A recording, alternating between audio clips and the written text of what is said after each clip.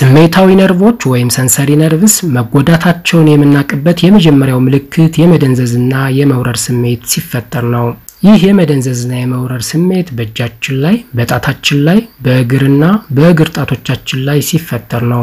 በዚህ ቪዲዮ የምናየው የነርቭ መጎዳት ምልክቶችንና መፍትሄውን ሲሆን እናንተ የሚጠበቀው ሙሉን ቪዲዮ መመልከት፣ ሼር፣ ላይክ፣ ሰብስክራይብ በማድረግ ለወደፊት የተሻለ ስራ ማበረታታት ሲሆን በተለይ መፍትሄውንና የነርቭ ህክምና የሚሰጡበት ማዕከላትን ሳትሰሙ እንዳትወጡ።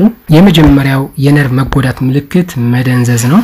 ስሜታዊ ነርቮች ወይም ሰንሰሪ ነርቭስ መጎዳታቸውን የምናቅበት የመጀመሪያው ምልክት የመደንዘዝና የመውረር ስሜት ሲፈጠር ነው። ይህ የመደንዘዝና የመውረር ስሜት በእጃችን ላይ፣ በጣታችን ላይ፣ በእግርና በእግር ጣቶቻችን ላይ ሲፈጠር ነው።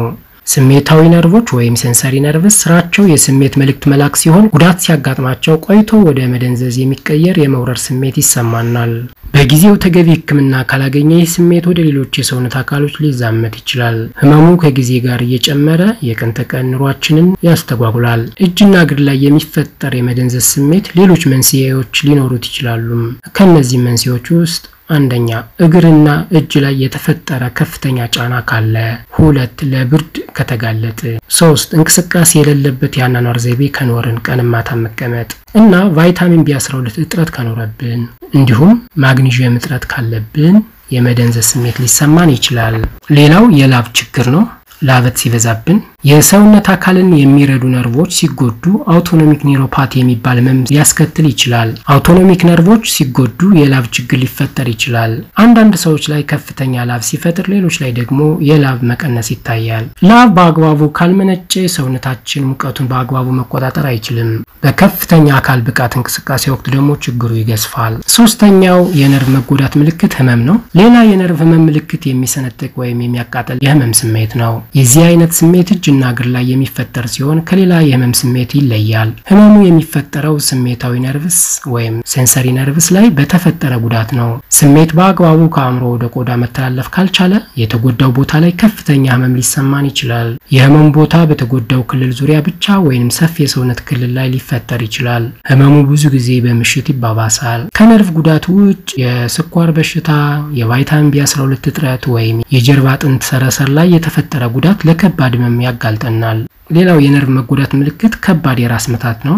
ከባድ የራስ ምታት የኤሌክትሪክ ንዝረት የሚመስል አጭር ጊዜ የሚቆይ ከባድ ራስ ምታት የነርቭ ጉዳት ምልክት ሊሆን ይችላል። ህመሙ የኦሲፒታል ኒውሮልጂያ በሽታ ምልክት ሊሆን ይችላል።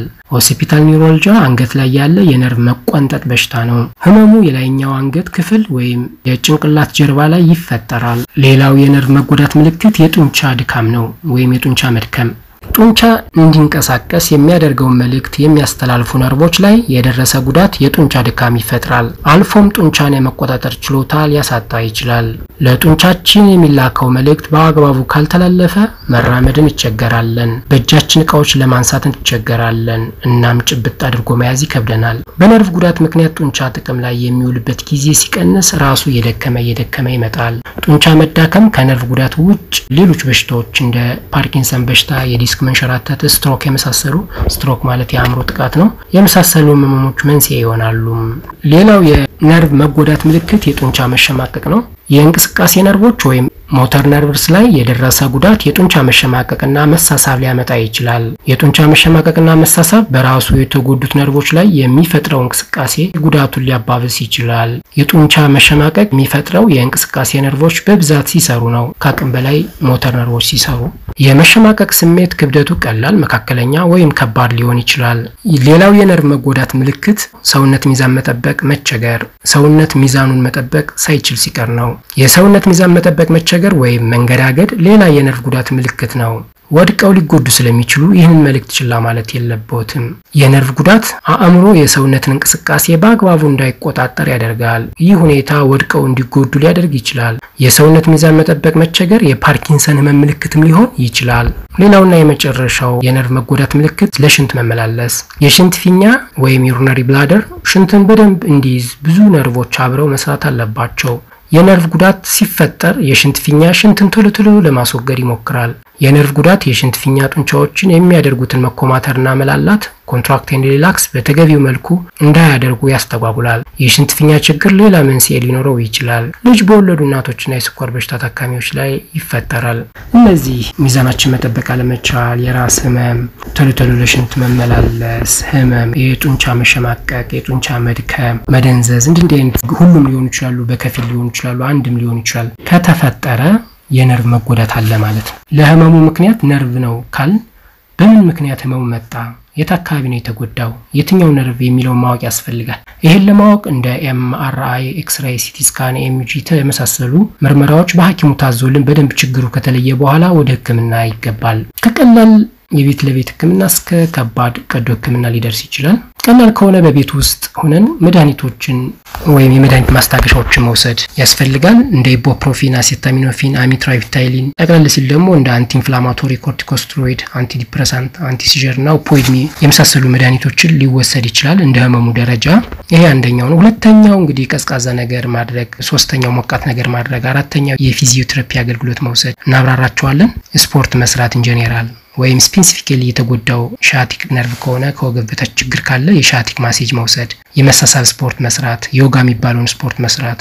ይሄው ነው ካልተሻለ የነርቭን ችግር ያመጣው መንስኤው ምንድነው የሚለውን ለይተን መንስኤውን ማስወገድ። ይሄ ከሆነ በቅርብ ቀን ይሻለናል። ግን ከሁለት ሳምንት በላይ እነዚህን ያደረግን ካልተሻለን ወደ ህክምና ተቋም ጎራ ማለት ያስፈልጋል።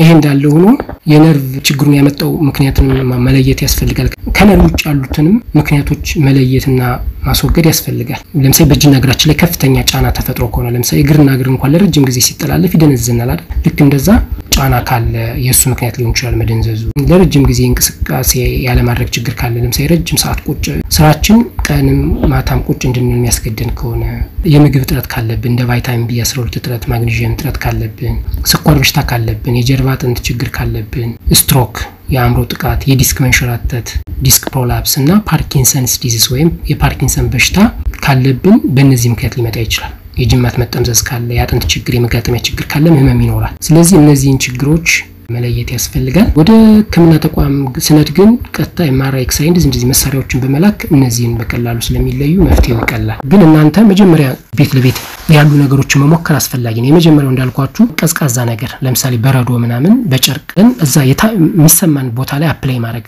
ይዘን መቆየት ለተወሰነ ደቂቃ ይዘን ከቆየን በኋላ ይሻለናል። ይሄ ካላሻለ ሞቃት ነገር ለምሳሌ የፈላ ውሃ ላይ ጨርቅ ነክረን ያን ሞቃቱን ነገር እንዳይጎዳን አድርገን የተጎዳው አካባቢ ላይ አፕላይ አድርገን መቆየት ይሄም ያሽለናል። ይሄ ካልሆነ ስፖርት መስራት በቀን ለ30 ደቂቃ እንቅስቃሴ ብናደርግ ከሁለት ሳምንት በኋላ ይጠፋል። ይሄ አስፈላጊ ነው። ስፖርት ወይም ደግሞ ስፔሲፊክ ስፖርት መስራት ለምሳሌ የእግር ከሆነ የእግር መሳሳብ ስፖርት መስራት፣ እጅ ከሆነ የእጅ መሳሳብ ስፖርት መስራት ያስፈልጋል። ሌላ ዮጋ የሚባል አሪፍ ስፖርት አለ፣ እሱን መስራት። ሌላውና ወሳኙ ነገር ግን የፊዚዮቴራፒ አገልግሎት ነው። ፊዚዮቴራፒ ክሊኒኮች በአካባቢያችሁ ካሉ ብትሄዱ ቦታ ለቆም ከሆነ ያስተካክለዋል። እንደገና ስራ ያቆመም ከሆነ በሚታሽበት ጊዜ ስራ ይጀምራል፣ ጡንቻውም ስራ ይጀምራል፣ ይሻለናል ማለት ነው። ሌላው መንስኤውን ለይቶ መንስኤውን ማስወገድ፣ ቅድም እንዳልኳችሁ የቫይታሚን ጥረት ከሆነ ቫይታሚን ብንወስድ ይሻለናል። እንግዲህ የሆነ ማይሻል ከሆነ ወደ ህክምና በአፋጣኝ መሄድ ያስፈልጋል። ህክምና ስንሄድ ከነርቭ ሐኪም ጋር ብትሄዱ ነገሮቹ በጣም ይቀላሉ ማለት ነው። የነርቭ ሐኪሞች ደግሞ ትልልቅ ከተሞች ላይ ያሉ ሆስፒታሎች ላይ አሉ። እነዛ መታከም ይችላልላችሁ። ይሄ ቪዲዮ ለሌሎች ቢዳረስ ሌሎች ችግር ላይ ያሉ ሰዎች ቪዲዮውን አይተው ተጠቃሚ ይሆናሉ። ሰብስክራይብ፣ ላይክ፣ ሼር፣ ኮሜንት ማድረግ ያስፈልጋል። ባይ ባይ።